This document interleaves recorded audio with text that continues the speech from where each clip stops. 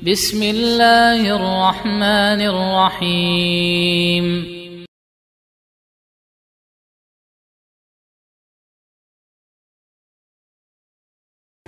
Jangan harapkan nanti Hizbut Tahrir mau dirikan khilafah, mau tegakkan syariat. Mereka sendiri banyak syariat yang sudah mampu mereka terapkan sekarang, sebelum ada khilafah mereka tidak mereka terapkan. Bahkan dalam hal akidah, akidah itu syariat yang paling tinggi, mereka masih menyimpang. Bahkan dalam kelompok Hizbut Tahrir dan Ikhwanul Muslimin ini berkumpul semua golongan-golongan yang menyimpang. Karena bagi mereka yang penting kita ngumpul, punya kekuatan bersama-sama. Tidak peduli dia dari golongan manapun, akidah manapun, yang penting bersatu. Itu prinsip mereka. Maka jangan pernah mengharapkan merekalah yang akan menegakkan syariat, merekalah yang akan menegakkan khilafah. Syariat saja mereka belum paham, bahkan menolak sebagian syariat, bahkan akidahnya, tauhidnya menyimpang. Apa yang bisa diharapkan? Nah, pertanyaannya jemaah sekalian, lalu bagaimana dengan golongan anti khilafah? Kelompok anti khilafah, bagaimana hukum golongan ini? Jawabannya tergantung khilafah apa yang Anda tolak. Kalau Anda menolak khilafah versi Hizbut Tahrir, maka kita katakan memang harus ditolak khilafahnya versi Hizbut Tahrir. Kalau kita lihat khilafah dalam pemahaman Hizbut Tahrir tidak sama dengan pemahaman ahli sunnah. Mereka mengabaikan akidah, mengabaikan tauhid, mengabaikan hukum-hukum Islam yang sangat banyak. Walaupun ada sebagian hukum Islam yang mereka ingin tegakkan, tapi tidak sedikit yang mereka abaikan. Ini satu. Yang kedua, cara mereka berjuang untuk menegakkan khilafah juga salah. Seperti yang saya contohkan tadi, ingin menggulingkan pemerintah yang berkuasa, melakukan pemberontakan. Dan pemberontakan itu jemaah sekalian ada dua bentuk: pemberontakan dengan senjata dan pemberontakan dengan kata-kata. Mungkin sekarang belum dengan senjata, tapi dengan kata-kata. Menjelek-jelekkan pemerintah, melakukan demonstrasi, dan seterusnya. Dan pemberontakan dengan senjata nggak mungkin terjadi sebelum ada pemberontakan dengan kata-kata. Kan orang diprovokasi dulu, dipanas-panasi dulu. Itu yang dilakukan oleh Hizbut Tahrir dan Ikhwanul Muslimin dan golongan-golongan yang semisal. Jadi kita katakan, kalau Anda menolak khilafah versi mereka, memang itu harus ditolak. Tapi kalau Anda menolak khilafah versi Islam, maka Islam Anda batal. Islam Anda batal. Apa itu khilafah versi Islam? Menegakkan kepemimpinan sesuai dengan syariat Allah Subhanahu wa ta'ala, sesuai dengan agama Islam, yang akan mengantarkan kita kepada kebahagiaan di dunia dan di akhirat. Makanya jemaah sekalian, Imam Al-Mawardi rahimahullahu ta'ala, beliau ini adalah termasuk salah seorang ulama besar dalam madhab Syafi'i. Beliau menulis buku bagus, termasuk rujukan dalam masalah pemerintahan. Jadi jemaah sekalian, dalam madhab Syafi'i ada buku yang menjadi rujukan penting dalam masalah pemerintahan yang ditulis oleh imam besar bermadhab Syafi'i, Al-Imam Al-Mawardi, yang beliau berjudul Al-Ahkam As-Sultaniyah, hukum-hukum kepemimpinan. Hukum-hukum kepemimpinan. Maka jemaah sekalian, beliau berkata di halaman 3, Al-imamatu maudu'atun li khilafatin nubuwah. Kepemimpinan itu ditegakkan, diadakan untuk merealisasikan khilafah kenabian. Jadi ini ajaran Islam. Kepemimpinan manusia sebagai seorang presiden, raja, atau apalah kita sebut, tujuannya untuk merealisasikan khilafah nubuwah. Khilafah yang sesuai petunjuk Nabi Muhammad SAW. Fi hirasatid din wa siyasatid dunya. Dalam menjaga agama, menegakkan syiar-syiar agama, menegakkan hukum-hukum syariat, dan politik dalam masalah keduniaan. Ini kata beliau tentang khilafah. Wa aqduha liman yakumu biha fil ummah wajibun bil ijma'. Dan menetapkan kepemimpinan seperti ini bagi orang yang akan menegakkan kepemimpinan ini pada umat, wajib menurut kesepakatan ulama. Wajib menurut kesepakatan ulama. Jadi bukan hanya ulama Syafi'iyah, tapi seluruh ulama dari seluruh mazhab. Namun yang menukil kesepakatan ini adalah ulama Syafi'iyah. Kalau ini yang Anda tolak, berarti menolak hukum Allah, menolak apa yang Allah tetapkan. Maka Anda bukan orang yang beriman kepada Allah, dan Anda adalah orang sombong. Jadi ini makna khilafah yang sebenarnya. Walaupun jemaah sekalian, sebenarnya penamaan itu tidak terlalu penting. Makanya Imam Nawawi rahimahullahu ta'ala dalam Raudatul Talibin mengatakan, yajuzu ayyuqalil imam al-khalifah wal imam wa amirul mu'minin. Boleh saja pemimpin satu negeri itu disebut khalifah, artinya pemimpin khilafah. Boleh juga disebut imam. Imam artinya pemimpin. Kalau dalam bahasa kita sebut presiden, sama. Itu artinya imam. Boleh juga disebut amirul mu'minin, pemimpinnya orang-orang yang beriman. Jadi istilah bukan menjadi masalah, tapi yang penting adalah penegakan. Dalam Al-Majmu' Al-Imamah wal Khilafah wa Imratul Mu'minin mutaradifah.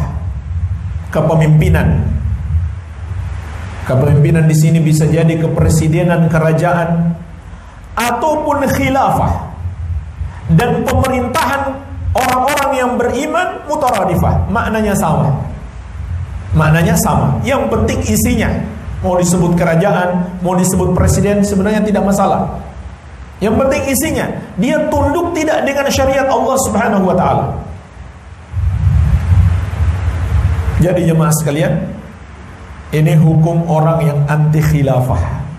Kita katakan khilafah apa yang Anda tolak.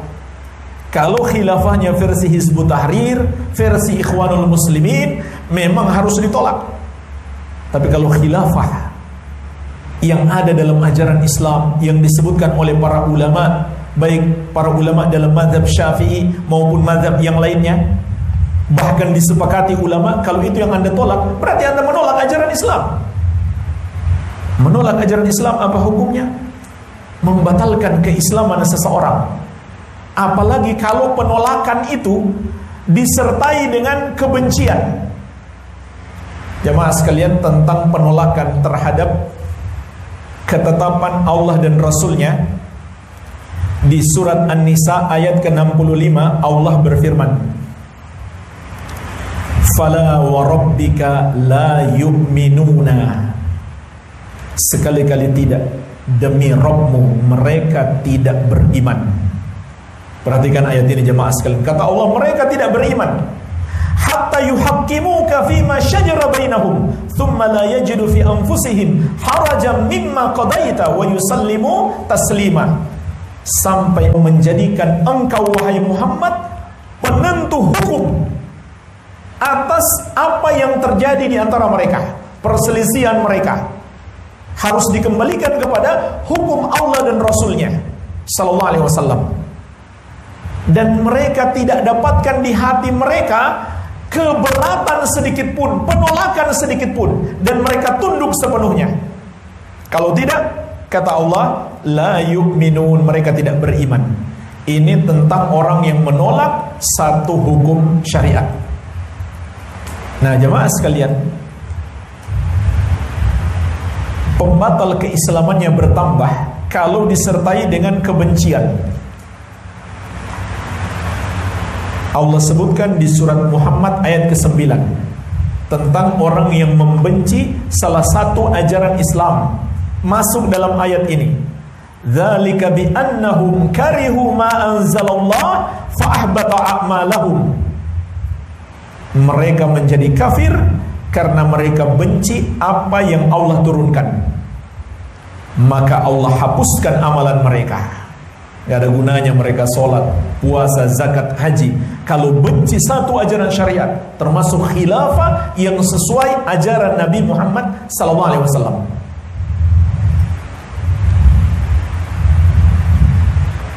Kalau yang mereka tolak khilafah versi Hizbut Tahrir atau khilafah versi sebagian Bani Umayyah.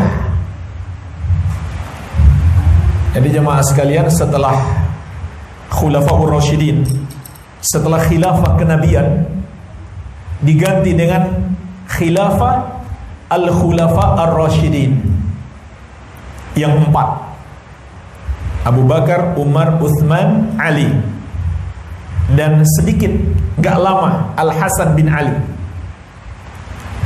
Ini benar-benar mengikuti khilafah kenabian. Setelah itu digantikan oleh khilafah Bani Umayyah, dimulai dari sahabat yang mulia Muawiyah bin Abi Sufyan, dan beliau memimpin dengan penuh keadilan radhiyallahu taala anhum ajmain. Tetapi di zaman-zaman setelahnya banyak terjadi penyimpangan. Di zaman-zaman setelah Muawiyah, ya, anak-anak beliau, keturunan beliau itu disebut Bani Umayyah. Memang banyak terjadi penyimpangan. Selain Umar bin Abdul Aziz dan beberapa yang lainnya, tapi banyak terjadi penyimpangan. Kalau itu yang kalian tolak, khilafah yang zalim yang pernah dulu ada, tidak mengapa. Berarti menolak kezaliman, bukan khilafah seperti itu ajaran Islam. Kemudian setelah Bani Umayyah digantikan oleh Bani Abbasiyah. Bani Abbasiyah memimpin selama ratusan tahun, menggantikan Bani Umayyah. Maka di antara mereka ada yang adil, ada yang zalim.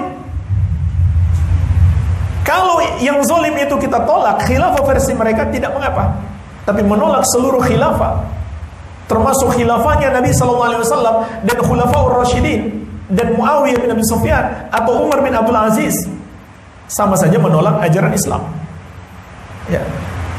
Tapi mereka kalau mencontohkan khilafah, mereka contohkan yang zalim, yang katanya menzolimi keluarga Nabi SAW di kalangan Abbasiyah atau di kalangan Umayyah.